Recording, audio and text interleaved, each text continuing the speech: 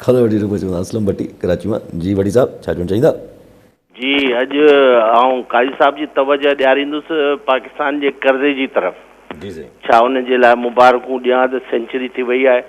100,000 अरब जो कर्ज़ो तक़रीबन थी वियो आहे 99.5 जो, जेको मुख़्तलिफ़ एजेंसीज़ IMF ऐं मुख़्तलिफ़ उन्हनि खां वरितो वियो आहे पाकिस्तान जो। पाकिस्तान जे GDP 78.5% जे बराबरि थी वई आहे हुनजे। ऐं इहो कर्ज़ो सिर्फ़ु हिकिड़े साल में उनजो इंट्रेस्ट पियो वञे त 5,000 अरब इंट्रेस्ट पियो वञे। 5,000 लास्ट ईयर फाइनेंशियल ईयर खां हिन फाइनेंशियल ईयर ते 5.5 हज़ार अरब कर्ज़ो हिन हुकूमत वरितो आहे। पर मूंखे इहो सम्झ में नथो अचे त इहो कर्ज़ो जेको आहे हर हुकूमत वरिती आहे, यानी जेका पॉलिटिकल हुकूमत अचे थी उहा, ऐं जेका ॿी हुकूमत अचे थी उहा बि वठे थी, पर इन कर्ज़े जे पोयां या वठण जे पोयां का अहिड़ी एजेंसी आहे या केरु आहे जो हमेशह कर्ज़े ते ई हले थो। तव्हां प्लीज़ हिन ते एक्सप्लेन कजो त कर्ज़ो कॾहिं ख़तमु कंदासीं इहो कर्ज़ो वठणु? ठीकु साईं। सही भट्टी साहब, वो मिर्ज़ा गालिब वरी मैं कर्ज़ की पीता हूँ मैं, त हाणे मैं पीअणु छॾियूं त कर्ज़ बि लहे न। माना ही जेके असां पंहिंजो जेतिरो वॾो स्ट्रक्चर ऐं ख़र्चा सरकारी बीहारे वेठा आहियूं मुख़्तलिफ़ मदनि में, वधाईंदा था वञूं ऐं ख़र्चा त वधायूं था, पर उन ते करप्शन बि वधे थी। ज़ाहिर जेतिरो सरकारी नोट अचे थो उनजे मथां करप्शन बि आहे। त इहो कीअं मैं पीअणु बंदि कयूं, माना करप्शन ऐं वाधू ख़र्चा करणु बंदि कयूं त कुझु थिए न।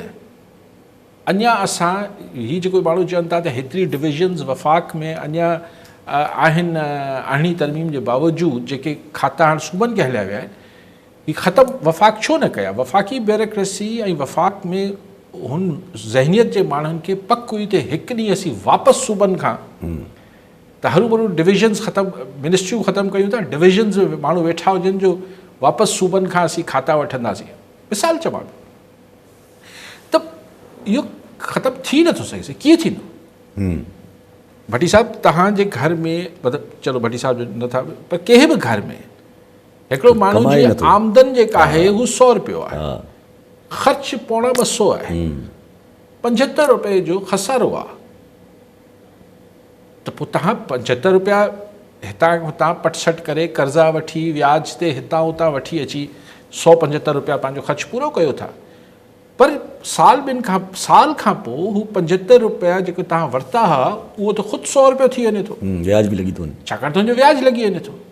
अच्छा, ऐं 100 रुपए जो ख़र्चो तव्हां घटाइण बदिरां तव्हां अञा 105 या 110 रुपया करे छॾियो त तव्हांजो पोइ ॿिए साल 210 रुपया।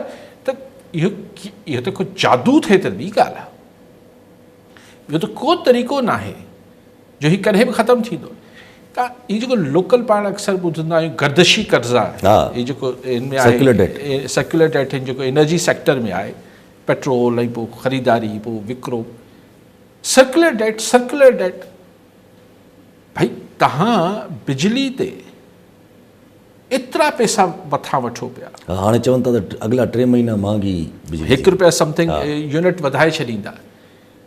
हिन में केतिरो टैक्सिस आहिनि? तव्हां बिजली जा ब्रेकअप ॾिसो बिल में, पेट्रोल ते 140 रुपया तव्हां, त आख़िर उनजे बावजूदि तव्हांजो गर्दिशी कर्ज़ो ख़तमु नथो थिए त मामिलो आहे न। जी हा, को गंभीर मामिलो आहे न जेको आउं चवणु नथो चाहियां। त सो इहो आउं त को बि मुआवज़ो थिए त ॿी ॻाल्हि आहे भट्टी साहब, बाक़ी ईअं कीअं कर्ज़ो ख़तमु थी वेंदो? ऐं 100,000 अरब something, I don't know, $100 billion जे लॻभॻि किसो पहुतल आहे न, किथे पहुतल आहे? एतिरे पहुतल आहे।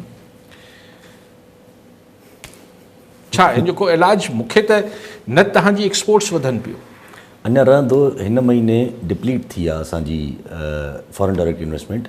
चयो वियो त $1.5 बिलियन जी फॉरेन डायरेक्ट इन्वेस्टमेंट थी आहे, बट इहो न ॿुधायो वियो त at the end of the month $2.5 billion जी हू पंहिंजो मुनाफ़ो ॿाहिरि कढी विया आहिनि। त that means in a collective sense it was $1 billion असांखे शॉर्टफॉल थी। ज़ाहिर जेको माण्हू हिते अची पैसो हणंदो मुंहिंजा हेड ऑफिस त लंडन सिडनी ऐं वॉशिंगटन में आहिनि जी न हा। उहो पंहिंजो मुनाफ़ो त कढी वेंदा न जी हा जी हा ऐं तव्हांजी एक्सपोर्ट्स थियनि नथियूं हाणे तव्हां सॼो तव्हांजो रिलायंस आहे उहो तव्हांजी फॉरेन रेमिटेंसिस ते आहे ऐं लोकल मामला त तव्हांजे साम्हूं आहिनि का फैक्ट्रियूं बंदि पियूं थियनि कारोबार बंदि पिया थियनि